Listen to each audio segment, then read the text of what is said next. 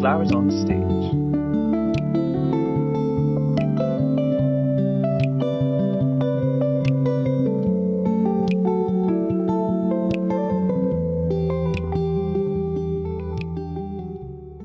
Starting this off, would love for you to like just kind of take us back and tell us a story of you deciding to go all in with your career as an artist. Well, so I moved from the Tampa area up to Murfreesboro, Tennessee, to go to school up there at MTSU. And what I studied there was business.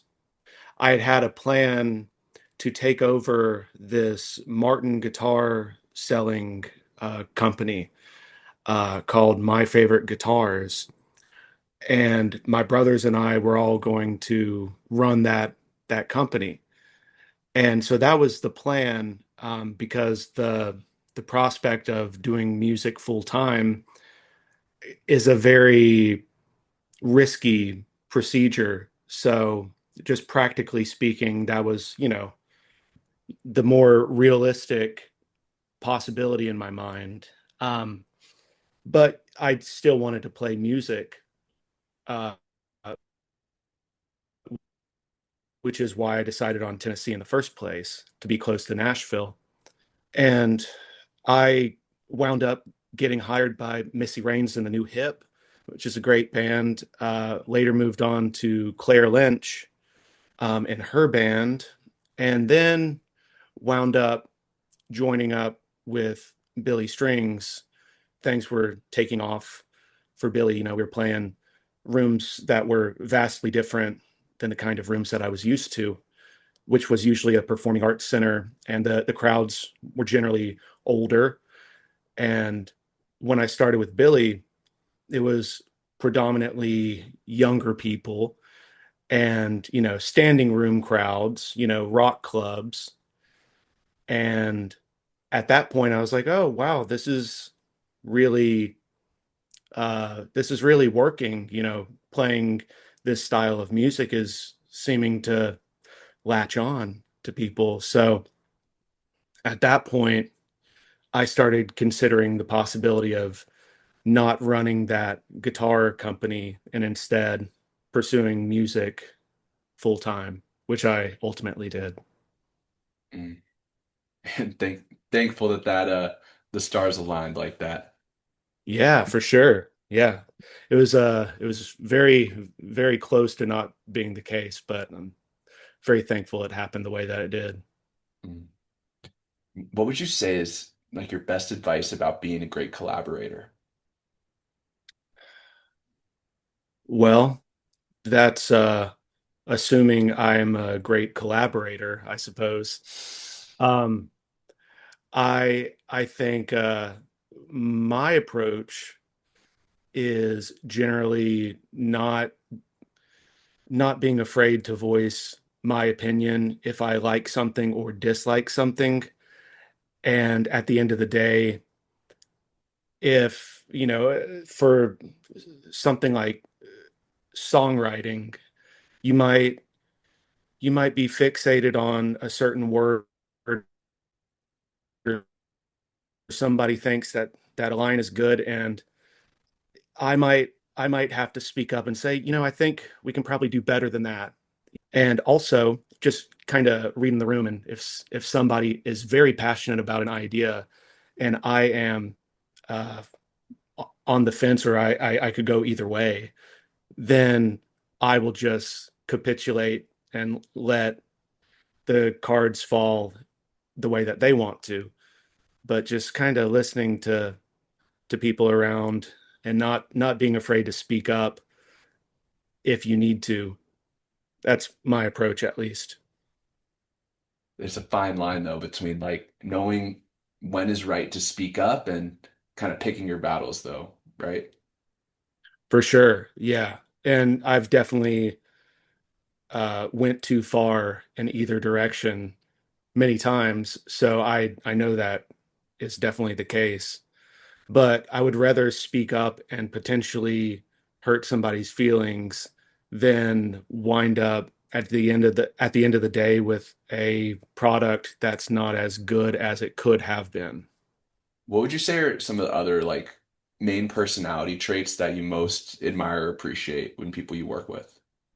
Well, in a recording session, I appreciate somebody who is flexible and open to change in real time. Also, it's nice to have somebody who's really good at writing charts. That's a big value add, which I'm not great at. Um, but I mean, as important as anything, really, you can be the greatest musician in the world, but if you are an asshole, it doesn't matter because nobody's going to want to work with you anyway. So just being able to ride the line of being easygoing, and also, having your chops. I think that's very important. Just openness and being flexible. Um, it it depends. Everything's situational, and it depends on who the person is that you're working with. Are you playing on James Brown's record? And if you are, maybe it's not the right time to speak up and be quite so dogmatic, you know. Um, but I think a lot of the way that I approach these things are in a practical sense. Um, so Yeah, so my next thing I wanted to ask you about, can you talk to me about what are some of your favorite qualities of what you might think of as a great leader? there's definitely a distinction between a boss and a leader in my mind. A a leader to me is somebody who is able to guide people in a way that it is constructive to whatever the goal is that you're trying to achieve. I guess in a musical sense, a leader is somebody who makes people feel comfortable, all the musicians around them feel comfortable on stage and able to, navigate the ship and, in a direct and uh, sometimes concise way, tell people what you're looking for and not make people have to guess. Does this person want me to try something different? Just like I think communication is a big part of being a good leader, and not having reservations about speaking your mind. And I've found when people hold back the way that they're truly feeling in the moment, it's going to come out eventually. And it might be a big blow up or just, little fizzling resentment that people feel. But eventually, your true feelings are going to be revealed. And if you're frustrated with somebody or if you're happy with somebody, I think it's best for a leader to communicate that. And it's okay to say, "Hey, we can do better in this aspect, and also you're doing great in this other regard." Yeah, I'd love to hear you talk to me about, your time you've spent on stage performing. Like not a lot of people play in front of huge crowds and, kind of have to think on the spot in these massive moments. And I imagine there's so much where that situation kind of shapes a person. And I'm curious with you, do you feel like the time you've spent on stage performing has kind of changed you at all or shaped you? I I don't know if I would have been this way regardless, who's to say, but for instance, if I'm going on a vacation, I I don't generally like to plan too much of it out. I don't want to know where the best fish and chips spot is in all of Dublin. I would rather just stumble upon the 12th best fish and chip spot in Dublin and find it organically. And I think that could just be part of my personality, but also on stage, I I generally am more excited about the music that is fresh and in the moment, and oftentimes highly improvisational, and I'm more prone to making a mistake than if I have my solo all mapped out and it's the cleanest and most perfect solo I could have ever taken on that song. It might come off as boring to me and to the crowd, perhaps. You never know how the perception is truly out there, but I think having to think on the spot is something that you kind of in the bluegrass world you have to do, just playing these fiddle tunes or anything like that. You just kind of learn how to do it and learn how to think on the spot better. I'm sure that that translates to everyday life. And following up on that, wondering also about your songwriting. Like, do you feel like the songwriting you've done over the years has kind of shaped the way you see the world, shaped you as a person? There was a time when I didn't really pay attention to the words of songs very much, and I was more instrumentally driven and focused. So when I started writing songs and started observing uh, language in general a little bit more, it it definitely spilled into other facets of life for me. Um, I I think I probably read billboards differently than I did before I was a songwriter, just little tiny things like that. And just sometimes looking at a lyric sheet aesthetically, how does it look? And that pokes out to me sometimes, just I think I notice symmetry and asymmetry a little bit more than I did before starting songwriting. So many people have like big dreams, kind of similar to the path you're walking, like getting to whether it's playing in front of massive crowds or pursue kind of like art for a living or whatever it might be.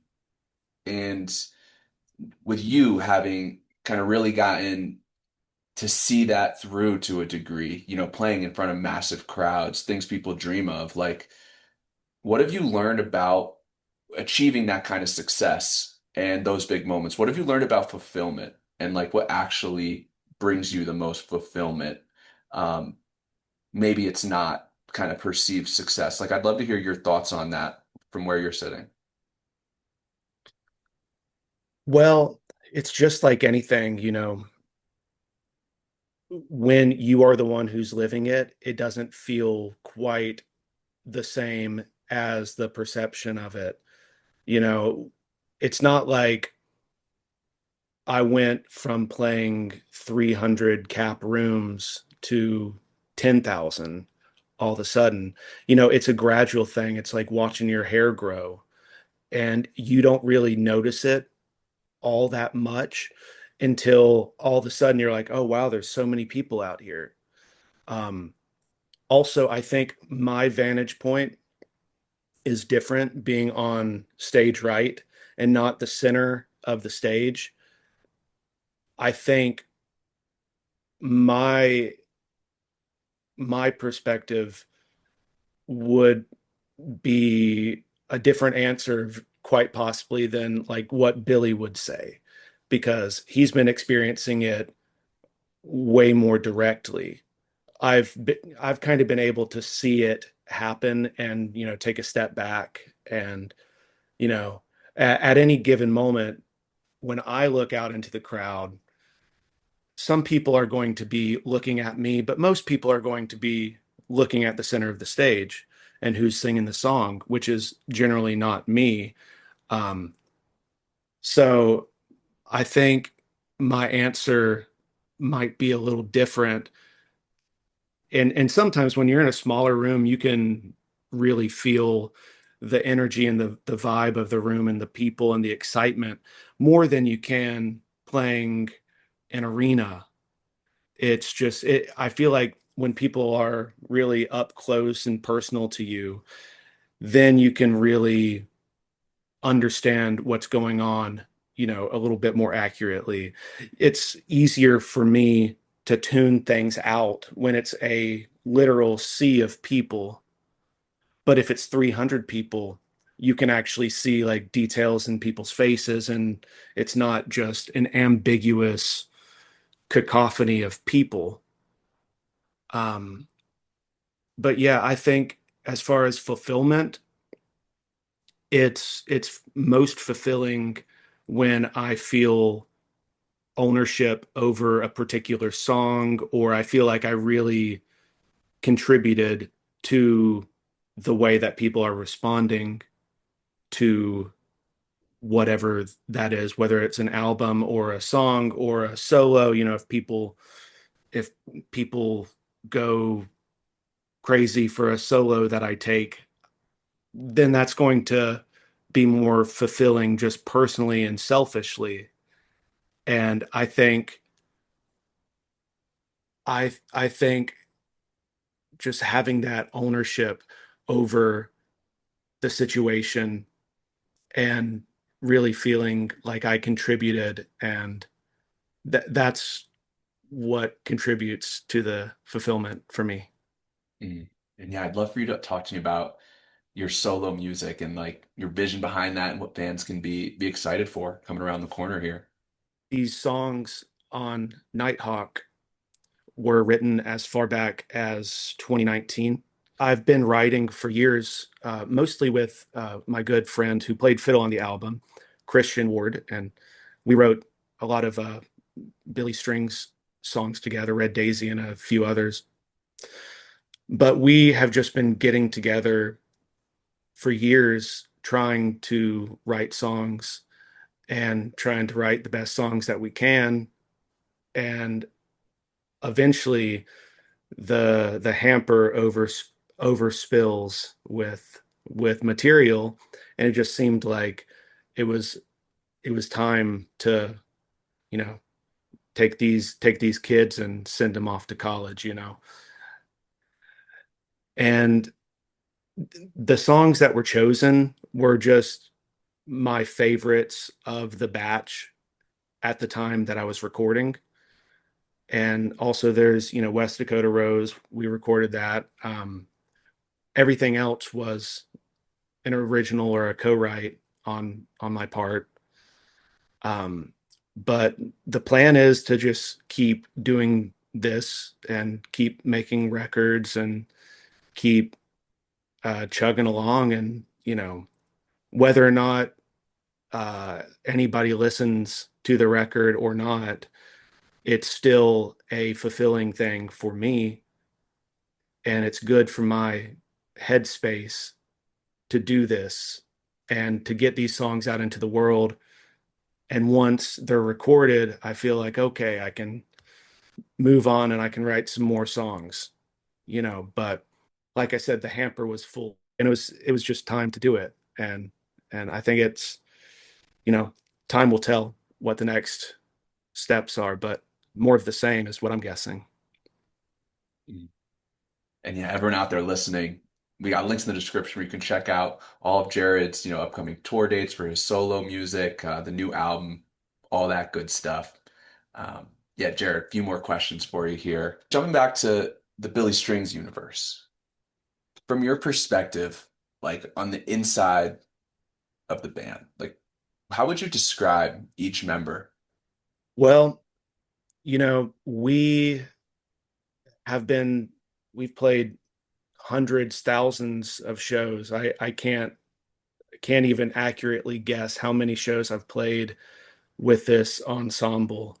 And for years it was just the four of us until Alex joined, which Alex is one of the best musicians that I've ever been around, and he's just a very harmonically intelligent musician, and he has a great feel for not only bluegrass but a lot of other styles of music.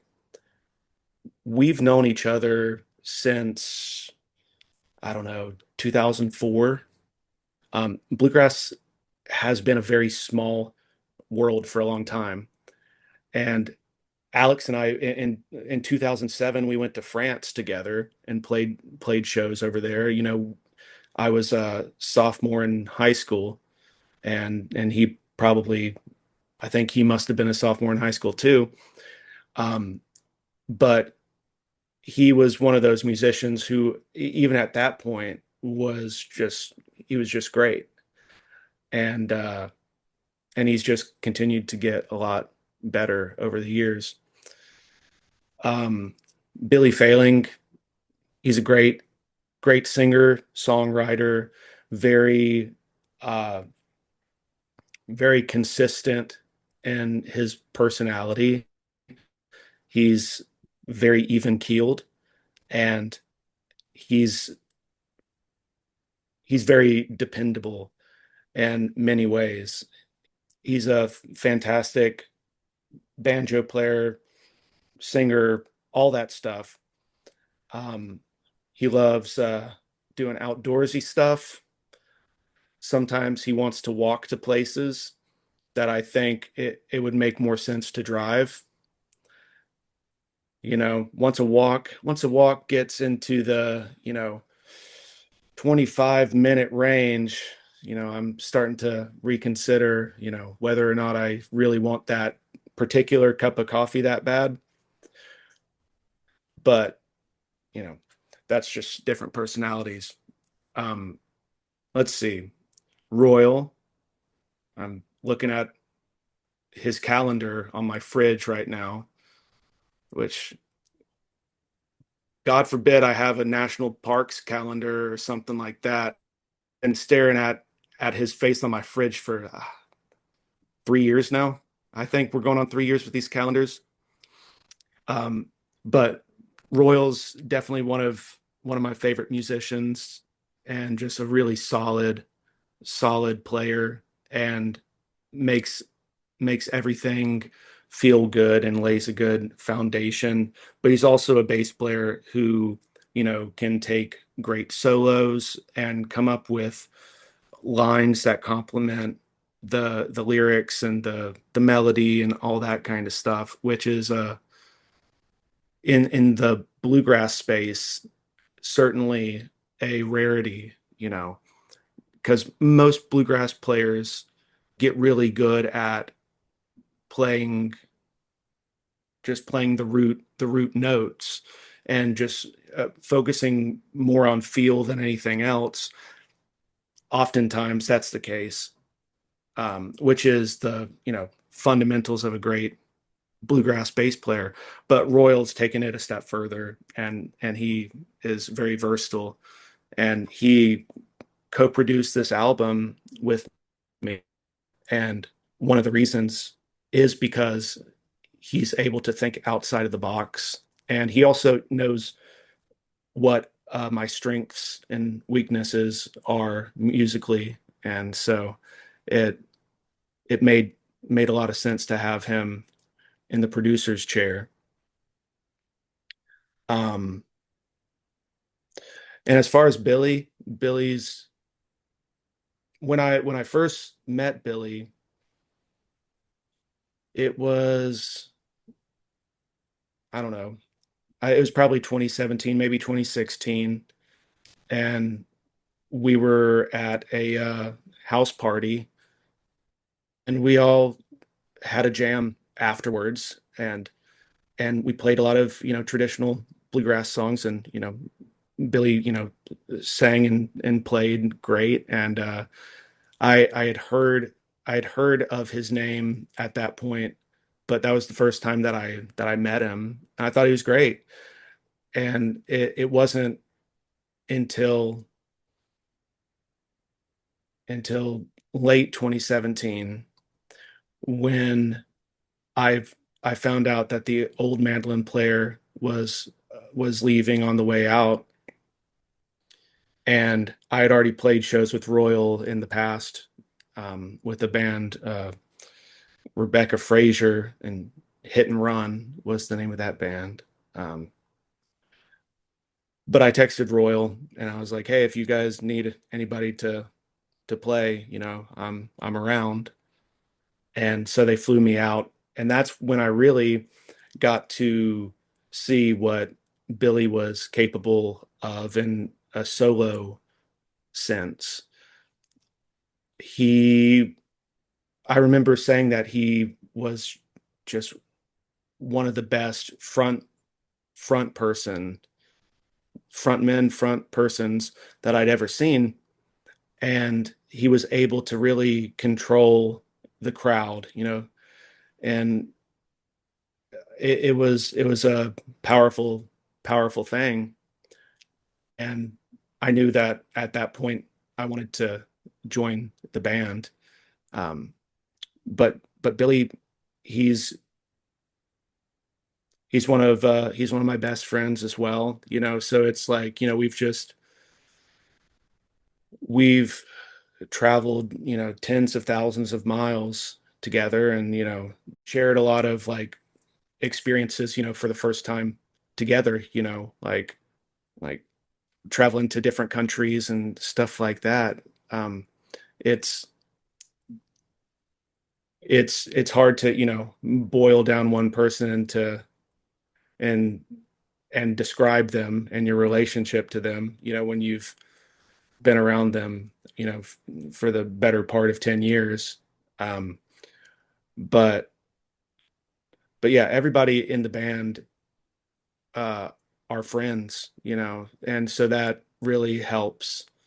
Uh I think I think in order for a band to stay together, you need to be able to get along with those people, and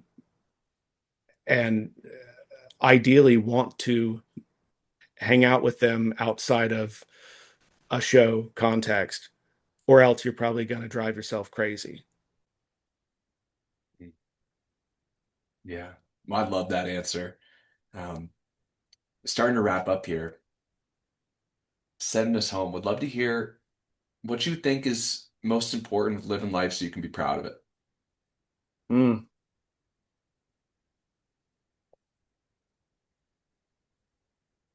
Well, I would say pursuing things that you actually care about and that you're interested in. I I've been very lucky to be able to do that. Um, it it would be hard for me to imagine living my life any other way. I think people need to find those qualities, whether it be in your job or your family or your hobbies. Something's got to mean enough to you to where it is a driving force in your life. I've been lucky to have a few of those things, so I consider myself a very blessed person. This is Flowers on Stage.